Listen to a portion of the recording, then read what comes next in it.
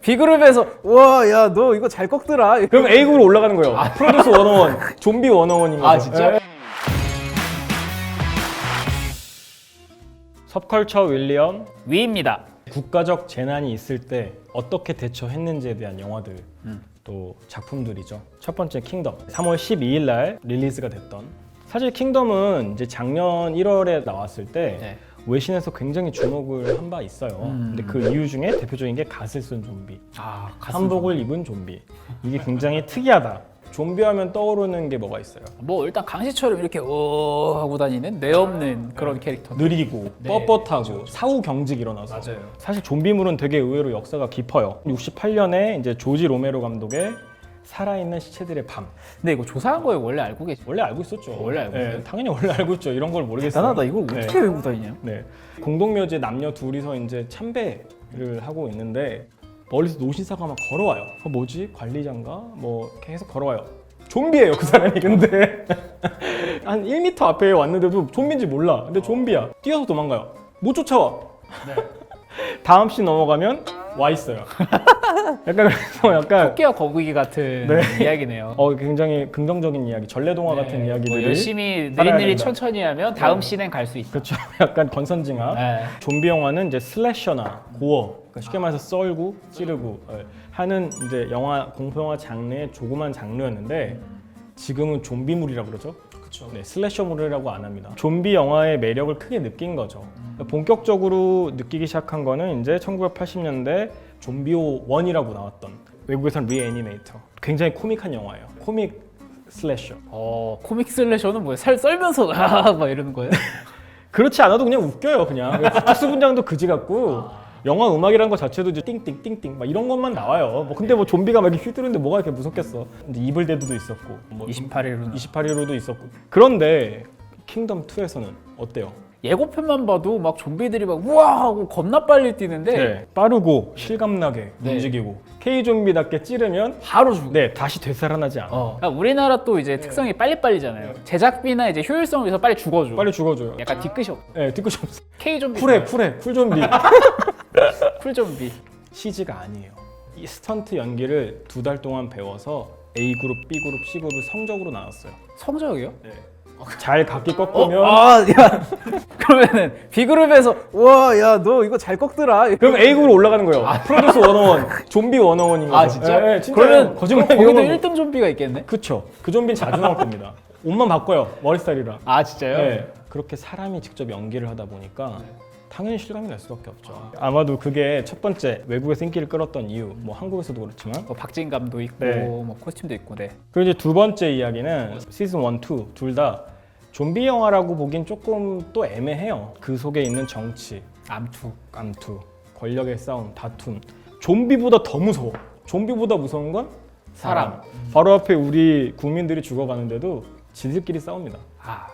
왕자리를 차지하기 위해. 영화 내용을 좀 간략하게 말씀을 드리면 스포 없이 가주세요. 스포 거의 없게 해드릴게요. 세자 이창은 아픔이 있어요. 아픔이 있어요. 서자입니다. 세자로 책봉이 됐음에도 불구하고 해원 조씨, 외척 세력에서 계속해서 장기 집권을 하기 위해서 세자를 계속해서 압박을 해요. 그리고 특히나 아버지가 안 좋은 일을 당했다는 걸 알게 돼요.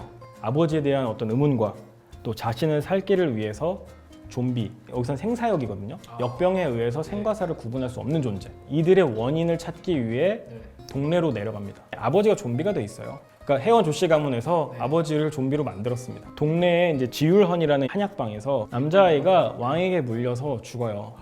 워낙 가렴주고하고 다들 핍박하다 보니까 그 시체를 삶아서 먹습니다. 그러면서 바이러스가 변종이 돼요. 그렇게 또 가는군요. 그래서 원래는 난폭성을 띠거나 이런 게 아니었는데 난폭성을 띠고 이 난폭성을 띈 이제 좀비, 생사역에게 물리면 또 좀비가 됩니다. 그 와중에 어떤 은여를 만나고, 배두나의 역할이죠. 또 보디가드 김성주 씨를 또 만나고, 또 자기 이제 스승 안현대감, 이런 분들을 만나면서 세자가 점점 변하기 시작해요. 어떻게 하면 이들을 실망시키지 않을 수 있을까? 내가 어떻게 하면 백성을 지킬 수 있을까? 이런 생각을 하기 시작합니다. 이제 갈 데가 없어서 지율헌으로 모든 백성을 끌고 가요. 백성을 데리고 가면 늦을 수밖에 없잖아요. 말을 타고 가는 게 아니니까. 근데 다 끌고 갑니다. 좀비가 안 일어나겠어요? 일어나죠. 수레를 타고 노약자들을 끌고 가면서 막 싸우는데 거의 애슐리잖아요, 걔네들은. 네, 빕스. 이동식 빕스. 그래서 난리가 나는 장면이 있는데 거기서 이제 주지훈과 김성규 이 두 역할이 정말 멋있는 액션씬을 펼쳐요. 야, 네, 깔아줬네 또. 듣도 보도 없는 액션 정말. 듣보 액션. 예. 왜냐면 전례 없는 전력. 화약을 막 쑤셔서 총을 잡아서 쏘고 네. 바로 앞에서 물려고 하는데 또 막 쑤셔서 쏘고 하는 거를 원티드인가요? 정말 약간 그런 느낌이에요. 이킬리브리엄 생각도 나네. 네. 이제 시즌 2는 혈연, 가족 간의 다툼, 피비린내 나는 권력 싸움 이런 것들을 나타내고 싶었다고 해요. 그래서 결국은 세자 이창은 권력들을 무찌르기 위해서 오히려 쫓아서 한양을 따라갑니다. 이제 영웅의 탄생이네요. 역습인 거죠. 그 여정을 그린 것이 시즌 2예요. 시즌 1 마지막 부분에서 왕비가 이제 아이를 잉태했다고 나오는데 그 아이가 태어납니다. 그 다음은 이제 직접 보세요. 여기서 이렇게 끝난 거예요. 네, 여기서 이렇게 뭐 이야기 한국사가 아니잖아요. 돈을 입금하시던지 더 얘기해드릴 수는 있어요. 근데 그렇게 굉장히 해서 변비스러운 이야기. 이제 어떻게 끝낼지는 직접 보시는 걸로. 네, 직접 보시죠. 저는 개인적으로 성공 요인에 있어서 스텝과 출연진들을 좀 얘기를 하고 싶은데요. 감독은 이제 끝까지 간다의 김성훈 감독님, 또 이번 시즌 2에 합류한 박인재 감독님, 작가는 김은희 작가님. 네. 말이 필요 없죠. 김은희 작가의 연봉은 얼마예요? 저는 또 그거와 연동해서 장항준 감독은 참 좋겠다. 장항준 감독 제가 좋아하는 농구로 소재한 영화를 만들고 있다고 하더라고요. 리바운드였나? 뭐 그런데. 그분은 되게 뭐랄까 어차피 이제 밥 걱정은 없으니까 다양성을 추구해 보자. 네. 약간 이런 느낌도 좀 드네요. 네, 그렇죠.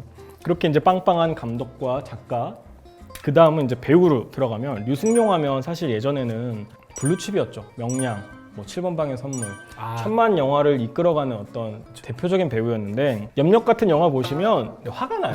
사실 굉장히 화가 나고. 저 깜짝 놀랐어요. 보셨죠? 깜짝 놀라잖아요. 더 말은 안 하겠습니다. 네, 그리고 사실 태도 논란도 좀 겹쳐요. 물론 예능에서 좀 불거진 이야기들이었기도 한데 동료 배우들의 어떤 그런 이야기가 나오면서 이미지가 좀 많이 추락했었죠. 근데 이제 2019년 초에 1월에 극한 직업을 개봉하면서 대박이 나고 같은 달에 이제 킹덤 킹덤이- 1이 이제 서비스가 돼요. 그래서 지금은 다시 제2의 전성기가 됐고 사실 주지훈이라는 배우도 80년대 초반에 태어난 어떤 배우들 중에 부침이 좀 있는 편이었어요. 뭐 여러 가지 이슈도 있었고. 그렇죠. 네. 개인사도 있었고. 그래서 주지훈이라는 배우는 여기서 이제 끝인가라는 어떤 이야기가 나올 정도였는데 그 뒤에 이제 아수라는 모든 영화가 아수라인데 혼자만 살아남아요. 모든 주인공들이 그러니까 연기도 개판, 영화도 개판인데 주지훈 하나만 잘했다. 그 다음에 암수살인이 나와요. 그리고 킹덤. 지금은 탄탄대로죠. 주지훈이라는 배우를 처음 본 게 키친 때였어요. 그때와 지금의 연기는 일단 눈이 달라요. 저는 진짜 눈이 되게 그쵸. 다르다는 느낌 많이 받았거든요. 오히려 쉰 게 약이 된. 맞아요. 네. 그 이외에 이제 뭐 같이 극한 직업에 나왔던 유승용 씨와 진선규 배우가 나오고 네. 또 허준호 씨, 김상호 씨, 또 박병은, 박병은, 김태훈 너무 유명한 배우가 다 나왔고 네. 이제 혼자 다른 연기하는 배두나 씨가 있긴 했었어요. 모든 욕을 여기서 다 빨아주는 역할을 좀 했었죠. 탱커 같은 느낌이거든요. 그런 좀- 느낌으로 캐스팅된 거 아닐까요? 근데 진짜 그런가요? 대사 들어보면 아니 됩니다. 뭐 이런 거 하잖아요. 그렇게 하면 아니 됩니다. 배두나 씨는 이제 약간 헐리우드에서 이제 먹히시니까 네. 그게 글로벌향 배우인 걸로. 제일 이제 그 최고의 어떤 수혜를 입었던 배우가 나옵니다. 김성규 씨죠. 킹덤의 손흥민 같았어요. 소니. 막 다 돌파해? 아니요, 그냥 치고 나가는 달리기 속도가 배우의 달리는 속도를 보고 감명 깊었던 배우는 톰 크루즈 한 명이었어요. 그 이후에 아마 김성규가 아닌가. 정말 잘 뜁니다. 정말 날아다녀요. 진짜 뛰는 걸 얘기하는 거예요? 네, 진짜. 난 연기로 날아다니는 줄 알았어요. 연기 액션으로 진짜 뛰는 걸 잘 뛴다는 거죠. 실제로 빠르다? 네. 선수 아니에요 그냥?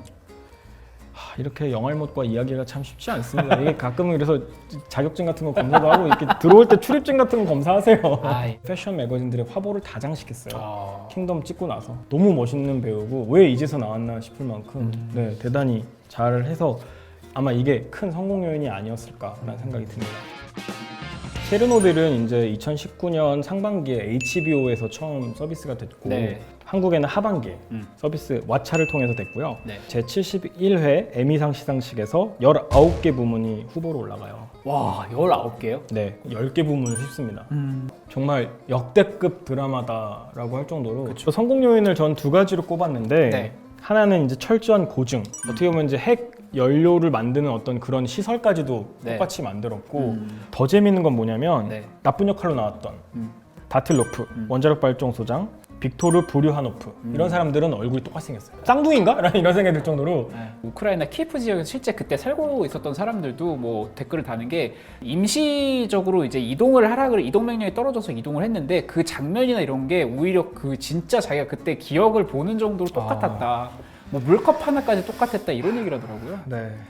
또 두 번째는 이제 시간의 서사에 따라 구성한 점. 레가소프 교수가 나오긴 하지만 사실은 그가 주인공이라고 볼 수도 없고 누가 주인공이라기보다 그냥 이 스토리 자체가 그쵸. 주인공처럼 느껴져요. 그렇죠. 시작할 때는 그 레가소프 교수의 어떤 마지막 장면과 사건이 터진 날부터 쭉 시간 순으로 간 다음에 마지막이 앞에와 연결되는 시간 단위를 넘어서 초 단위로 3시 23분 45초인데 뭐 40초, 42초, 40초. 44초 이 시간 때문에 쪼이는 느낌이 있어요. 맞아요. 체르노빌이란 드라마를 가져온 이유는 어떻게 보면 영화 킹덤과 너무 닮아 있어서 또 가져온 이유가 있잖아요. 그렇죠.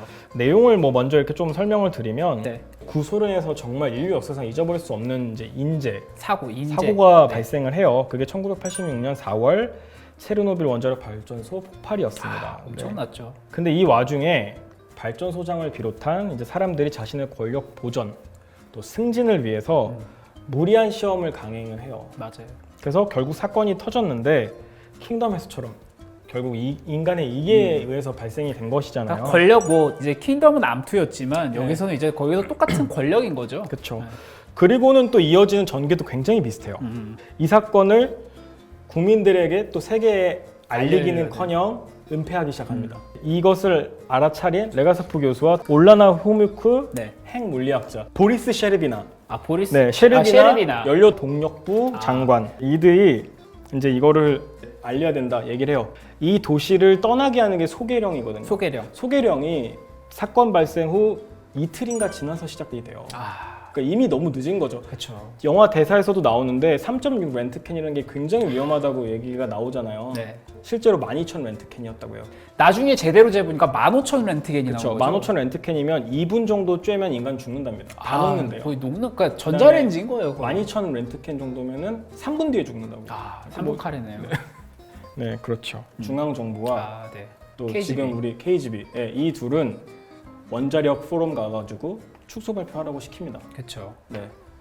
근데 그게 말이 되나요? 이게 지금 말이 축소해서 안 될 되죠. 일이 아니잖아요. 그렇죠. 레가소프 교수가 이제 그 진실을 밝히려고 하는 이유는 같은 결함을 가진 원자로가 이미 되게 많은 16개가 더 네. 있었어요. 이거를 알려야 이제 다 같은 사고를 방지한다라는 거였는데 근데 왜 터졌는지도 사실은 좀 알고 싶긴 하거든요. 영화를 보면서도 마지막에 나오긴 하지만 핵 분열을 가속화하는 요소가 있다라고 생각을 하고 또 이제 핵 분열을 막는 그거를 감속시키는 요소가 있다고 얘기를 해볼게요. 체르노빌에서 문제가 생겼던 포인트는 관리자인 다톨로프가 이제 하던 게 안전 실험이에요. 3200kW까지 발전하던 거를 700kW까지 내려서 이제 안전하게 실험하려고 내리고 있었는데 중간에 갑자기 야 근데 중단시키지 마. 전기 좀 줘. 이렇게 얘기를 한 거예요. 이슈가 생겨서 잠시 발전을 하게 되는데 문제가 생겨버린 거죠. 저전력 상태에서 안전 실험을 해야 되다 보니까 이제 전력 출력을 낮춰야 됐는데 그때 이제 그 가속 요소들을 이제 다 내려놓은 거죠. 핵 분열이 안 되도록 그 다톨로프라는 애가 야 이거 왜 떨어지냐 이거 빨리 올려라 이렇게 해서 제어 장치를 다 해제해버린 거예요. 네. 감속 요소가 빠졌으니 당연히 가속 요소가 그 활성화되면서 엄청나게 갑자기 폭발하기 시작합니다. 막으려고 긴급하게 뺐던 제어봉 212개를 다 네. 때려 넣어요. 중요한 건 이게 왜 인재라고 말을 하냐면 동유럽이고 소비에트 연방이잖아요. 바르샤바 동맹이죠. 네. 돈이 없는 거예요. 그쵸. 그러니까 싼 물자를 넣은 거죠. 제어봉을 끝에를 흑연을 흑연. 박아 넣은 거죠. 이 흑연을 넣으면 이게 기폭장치 역할을 한다고 해요. 흑연 자체가 콜이잖아, 콜. 숯이에요, 숯. 그렇죠. 그러니까 네. 불에다가 숯을 집어넣은 거예요. 터졌죠. 수백 개가 들어오니까 더 팽창을 분열을 해서 이제 터지는데 약 2000도의 온도였다고 해요. 네. 그러니까 불이 아니에요, 사실은. 그쵸. 용암이었던 거예요. 마그마죠, 마그마. 그래서 물을 뿌려도 방사능은 계속해서 더 나오는 거죠. 네. 수증기로도 나오고 증발하는 거죠. 먼지로도 나오고 화산재로도 나오고 서독이나 미국한테 도움을 요청할 수 있었다고 해요. 근데 안 했습니다. 자존심 상하니까. 소련 우주정거장 미르 아시죠? 네. 거기에 보낼 로봇 중에 몇 안 쓴 애들을 데리고 와서 거기다가 투입을 해요. 아유. 못 버티죠. 싸게 만들었으니까. 웃으면서 하는 얘기지만 지금은 맞아요. 양심적인 정치가 셰르비나와 레가소프, 그다음에 호뮤크, 과학자, 교수들이 나서서 결국 온 국민과 또 이제 석탄 광부라든지 중간중간 이제 그런 캐릭터들 나오죠. 네, 맞아요. 다 같이 힘을 합쳐서 위기를 최소화하고 극복합니다. 가슴 아픈 얘기긴 한데 지금까지도 죽은 사람은 31명이라고 발표를 했어요.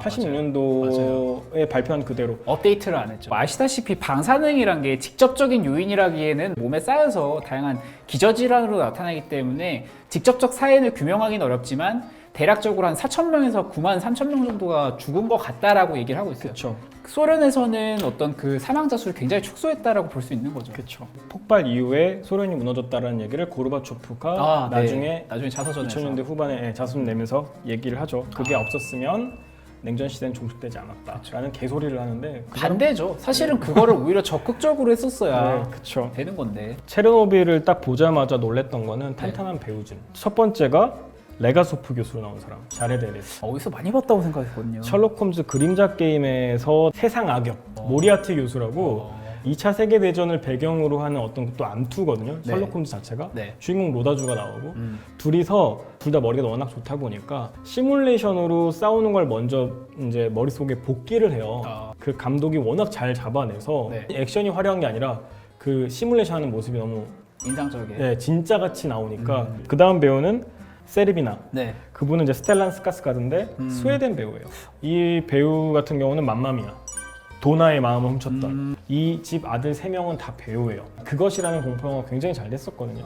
네, 그것에서 나오는 피에로가 이 집 아들이에요. 아, 그래요? 네, 셋째 아들 빌 스카스가드라고 실제로는 잘생겼는데 그 영화 속에서는 굉장히 혐오스러운 얼굴로 나옵니다. 네. 임신했던 역할로 나왔던 배우 있죠? 네. 제시 버클리라는 배우인데 네. 아이리시 배우인데 되게 연기를 잘해요. 근데 좀 어색한 거는 체르노빌에서도 아이리시 악센트가 나와서 제가 이제 좀 비하인드 스토리를 들어보니까 제작진끼리 얘기한 거는 어차피 우리가 러시아어로 하는 거 아니면 어색할 거다. 네. 근데 어색하게 러시아식 영어로 하는 게 더 어색할 거다. 그래서 각자의 악센트를 존중하되 요즘 말을 쓰지 말자. 호뮤크 같은 경우도 역시 영국 출신의 배우고 브리스톨 대학 나와서 런던에서 이미 그 연극 짬이 굉장히 높아요. 이퀄리브리엄도 나왔었고 크리스찬 베일의 상대 역으로서도 로맨스 영화 같은 걸 했던 적도 있고 메트로랜드라고 콜린 퍼스랑도 나왔었고 영국 배우랑은 다 해본 사람. 볼수록 저 배우 뭐지? 저 배우 뭐지? 하면서 보는 재미가 있었어요. 개인적으로. 네. 대단하네요. 네, 되게 작은 역할 같아도 다 어디서 배우가 진짜 화려했네. 네. 자, 그래서 오늘 소개한 두 작품은 네. 어떻게 보면 이 두 작품을 관통하는 키워드는 네. 통제, 권력, 처절한 투쟁이라고 할 수 있습니다. 국가적 재난에서조차 자신의 이익을 위해서라면 몰불 안 가리는 사람들. 그리고 우리 가족과 우리 국가를 지키기 위해서 열심히 사투를 벌이는 사람들. 어떻게 보면 지금 상황과 좀 많이 맞닿아 있는 점이 좀 많아 보여서 그쵸. 여러 가지로 많은 생각을 떠올리게 하더라고요. 네. 모르면 섭섭해. 네, 모르면 네, 섭섭해. 코너 속의 코너. 재난 상황에서 국가가 통제하는 것이 맞을까? 라는 생각이 좀 들었어요. 저는 기본적인 사실 통제라기보다는 저는 관리라는 개념이 더 맞는 것 같아요. 근데 여기서 통제라는 이야기가 나오는 건 차단하고 네. 은폐하고 네. 축소시키고 안 이런 좋은 쪽으로. 문제잖아요. 근데 여기서 이제 체르노빌이라는 드라마 마지막에 엄청난 대사가 나옵니다. 거짓의 대가는 과연 무엇인가? 근데 이 말이 얘기하는 바는 뭐냐면 어떤 거를 덮으면 덮을수록 그 대가는 더 나중에 더 크게 받기 마련이다. 투명성을 가지고 정보를 공개하고 사회적인 안전망이 무너지지 않기 위한 관리를 해야 된다는 거죠. 좀 다른 의미로 들리는 게 물론 네. 여기서는 극한의 상황이라서 그렇죠.